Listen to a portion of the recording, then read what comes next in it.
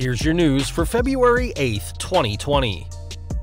We are kicking off today with some huge news from SmackDown as Goldberg returned to the Blue brand this week, albeit via satellite.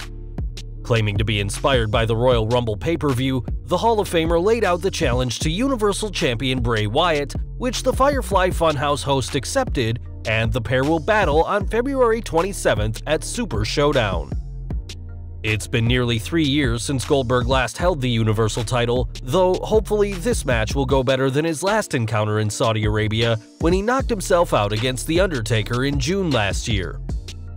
More Super Showdown news now, as this week's SmackDown saw King Corbin challenge Roman Reigns to one more match in Riyadh, but this time in a steel cage. It's a bit strange that the pair's feud is continuing, especially after their Falls Count Anywhere encounter at the Rumble, but the big dog was more than happy to accept in what may be the last encounter between the two before both move on to WrestleMania feuds. The last time Reigns competed in a cage in Saudi Arabia was all the way back at 2018's Greatest Royal Rumble, where he accidentally gave Brock Lesnar the win by spearing the Beast through the cage wall, a mistake Reigns will be hoping to avoid this time. More news from the big dog now, as the Grand Slam champion and former Royal Rumble winner already has a lot of accolades to his name and can now add voiceover artists to his resume.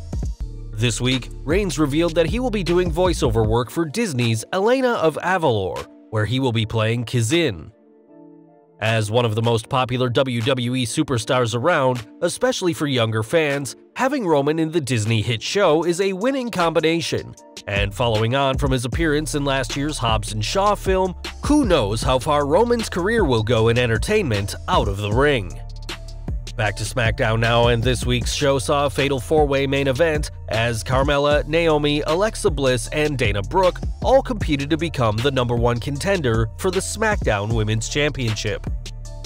After a hard-fought match, it was Carmella who got the win, hoping to reclaim the title she last held at SummerSlam 2018. But it didn't take long for the Staten Island Princess to be attacked by her former best friend Bayley. There's no date on when Bayley and Carmella will have their women's title match, but expect the match to be coming up in the next few weeks as both women forge their own path on the road to WrestleMania. One person who knows all about championship gold at the moment is Buddy Murphy, but the Raw Tag Team Champion has become the latest victim of a company name change. On WWE.com's roster page, Murphy is known by just his last name, and Post Wrestling is reporting that this will be how he's addressed moving forward. Murphy now joins the ranks of superstars who have had their names shortened, including Alexander Rusev, Elias Sampson, and Big E Langston, and while there's a chance he could get his first name back, like Mustafa Ali, only time will tell. From one Australian star to two more now, as it's been quite a while since fans have seen the Iconics on WWE TV. Given their absence, some fans have speculated that either Billie Kay or Peyton Royce must be injured, but that apparently isn't the case, according to Dave Meltzer. On Twitter, Meltzer said that a decision was made to take them off of TV, and that when they come back, it may be under a repackaged gimmick. Though the Australian duo captured the women's tag team titles last year, their reign was often treated as an afterthought due to the planned Bella Twins feud never happening, and hopefully 2020 will be a better year for the iconic pair. We've got some troubling news to report now, as former WWF superstar Adam Bomb has been arrested on narcotics charges. Brian Clark, aged 55, alongside 73-year-old Dennis Michaelis, have pleaded not guilty to conspiracy, illegal control of enterprise, transporting or selling narcotics, drug possession, and possessing a weapon during a drug offense, with Clark's attorney describing the charges as unreliable and false information. Wrestling fans may remember Clark's Adam Bomb character as part of the New Generation era, though he also wrestled in the AWA as the Night Stalker and as one half of Chronic in WCW alongside Bryan Adams. With the case ongoing, there is little that we can actually report, but hopefully the right verdict will be reached, whatever it may be.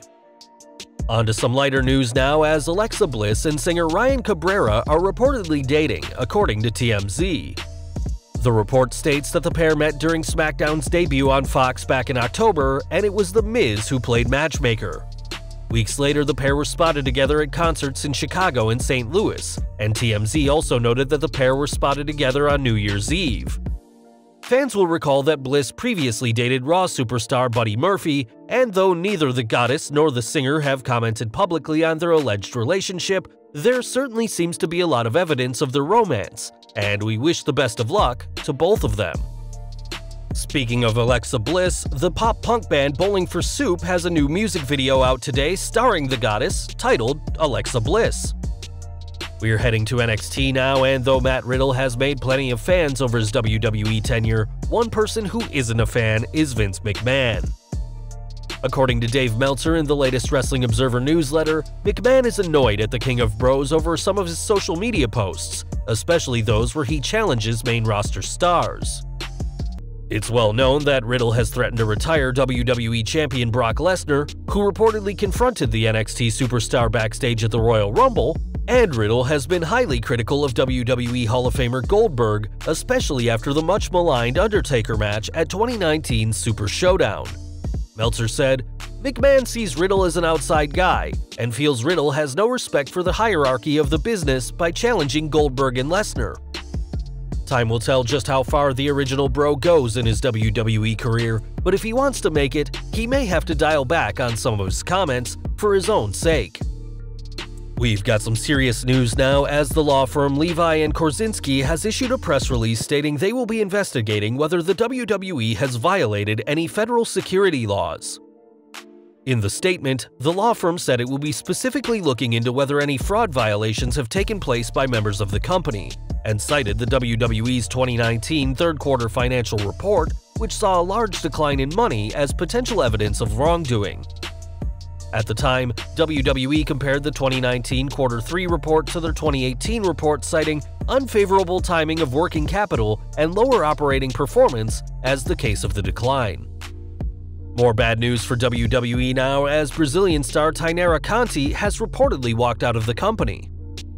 In a report by Fightful Select, it's implied that a disagreement over money may be the reason why the former Mae Young Classic star left. The report reads, "We're told in the middle of January, Conti had a disagreement with WWE and walked out. Most at the WWE Performance Center we've spoken to believe it's financially motivated, but we've not confirmed that. It was noted that her locker was cleared out." It's unclear whether Conti will return to the company, but her husband, Mateus Costa, has kept coy, saying, "All we can say is that Tainara is still under contract with WWE." Speaking of superstars not being around, one person fans may have to wait a bit longer to see is El Hijo de Fantasma. The former Lucha Underground star signed with WWE a few months ago, though according to the Wrestling Observer newsletter, Fantasma is currently out of action after he blew out his knee. With the WWE signing a ton of talent over the past year, the Performance Center is getting pretty full, though the Observer also noted that he's expected to be back imminently. Now this week, WWE gave its 2019 fourth-quarter report, and one thing that made everyone's ears perk up is when Vince McMahon said he was considering selling the rights to some of his events. What this means is that fans may have to go to other services to watch shows like WrestleMania, and the chairman also noted that if they are close enough to make a decision about this, that it will be announced during this quarter if a deal is made.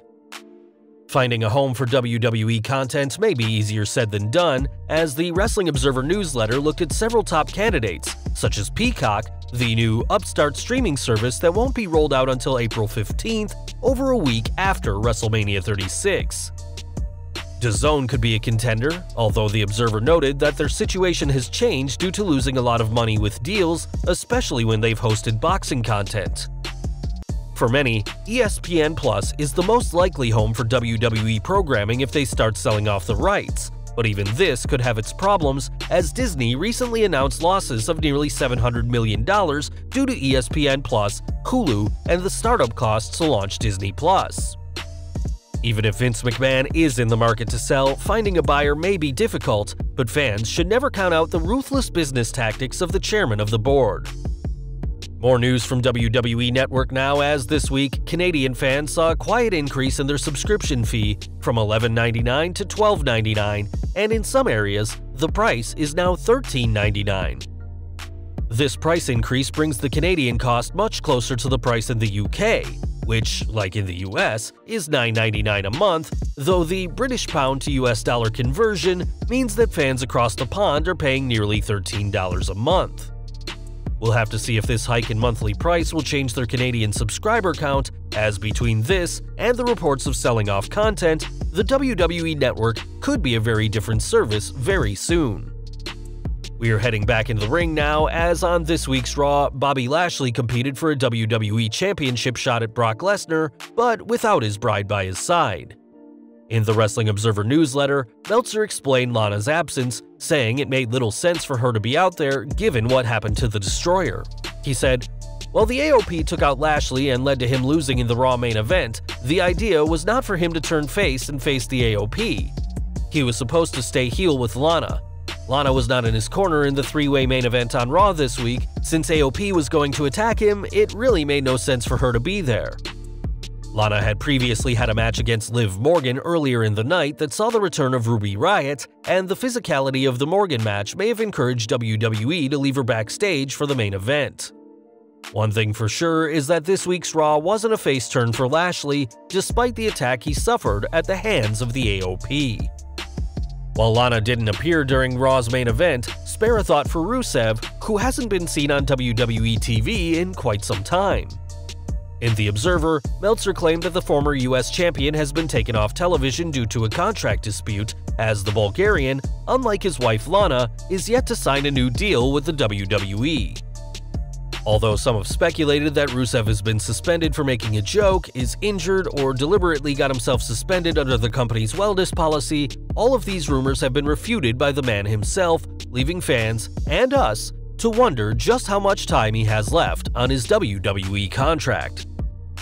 And finally today we're ending with the results from SmackDown, as the show started with The Miz and Morrison running down the entire tag division.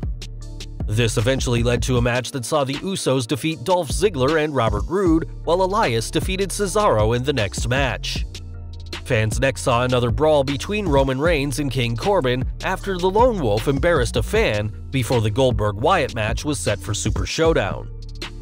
In a bizarre pairing, Daniel Bryan made quick work of Heath Slater, while Shinsuke Nakamura, alongside Sami Zayn in The Revival, sent a painful message to new Intercontinental Champion Braun Strowman. After Sheamus defeated Apollo Crews, fans saw the main event where Carmella became the #1 contender for the SmackDown Women's Championship. And though Bayley may have gotten the upper hand after the match, expect the Staten Island Princess to be in the mood for revenge next week.